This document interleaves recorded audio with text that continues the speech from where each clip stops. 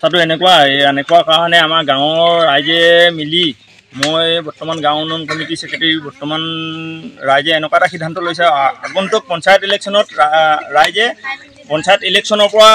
বৰ্জন থাকিব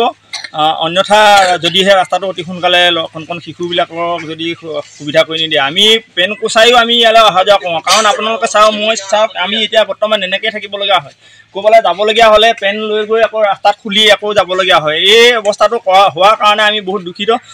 দুখ পাইছোঁ আৰু চৰকাৰে অতি সোনকালে বিধায়ক মহোদয়ৰ জৰিয়তে আমাক এই ৰাস্তাটো অতি সোনকালে আমাক দিয়ে যেন তাই আমি কাটৰ প্ৰাৰ্থনা জনাইছোঁ ছাৰলৈ গাঁৱৰ ৰাইজৰ মহিলাসকল আহি ইয়াত এতিয়া ভূমি ৰুইছেহি এয়া দেখিছে আপোনালোকে আৰু তাৰ উপৰি বাইক এখন আহিব নোৱাৰে কেইবাজন ল'ৰা ছোৱালীও চাইকেলৰ পৰা পৰি হাত ভৰিত দুখ পাইছে আমি মেডিকেল কৰিবলগীয়া হৈছে গতিকে এইখিনিৰ পৰা হাত সাৰিবৰ কাৰণে চৰকাৰে আমাক অতি সোনকালে এই ৰাস্তাটো দিয়াৰ ব্যৱস্থা কৰে যেন আমাৰ প্ৰাৰ্থনা সেয়াই দৰখাস্ত এখন লিখি ৰাইজৰ চহী তহি আনি মই ভিতৰত সোমোৱাই থৈছোঁ বাকচত কিন্তু ছাৰৰ ওচৰলৈ আজিলৈকে মই দৰখাস্ত এখন দিব নোৱাৰিলোঁ ছাৰ আহিছিলে বিধায়ক ছাৰ আহিছিলে কৈছিলোঁ এই ৰাস্তাটো আমাৰ হেৰি কৰি দিব লাগে বুলি আমি কেইগৰাকীমান মহিলা মানুহ খাই লৈ আমি দৰখাস্ত এখনো দিছিলোঁ আজিলৈকে একো খা খবৰ নোহোৱাৰ কাৰণে এতিয়া মই সেই দৰখাস্তও নিদিলোঁ তেনেকৈয়ে থাকিলে ফাকুৱা আছিলে নেকি ফাকুৱা খেলি কৰি এই শান্তিপুৰ গিজিঙত হৈছিলে মিটিং হৈছিলে বিধায়ক মহোদয় আহিছিলে তেওঁৰ ওচৰত তেনেকৈয়ে গৈ দিছিলেগৈ যে আমাৰ স্কুল যাবলৈ অসুবিধা হৈছে ৰাস্তাটো আমাক ভাল কৰি দিব লাগে আজিলৈকে কোনো খা খবৰ নাই কৰি দিম বুলি কৈ আজিলৈকে নাই নকৰিলা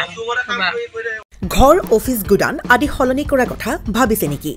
পিছে সলনি কৰিব হয় সকলো বস্তু এঠাইৰ পৰা আন ঠাইলৈ সহজে নিয়াটো জানো সম্ভৱ চিন্তা তাতেই নহয় জানো কেৱল ঘৰ অফিচে নহয় ডাঙৰ মেচিন বাইক ডাঙৰ গাড়ীকে ধৰি সকলো বস্তু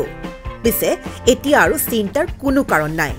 আপোনাৰ এটা মাথো ফোন কলতে সমাধান হৈ পৰিব এনেসমূহ সমস্যা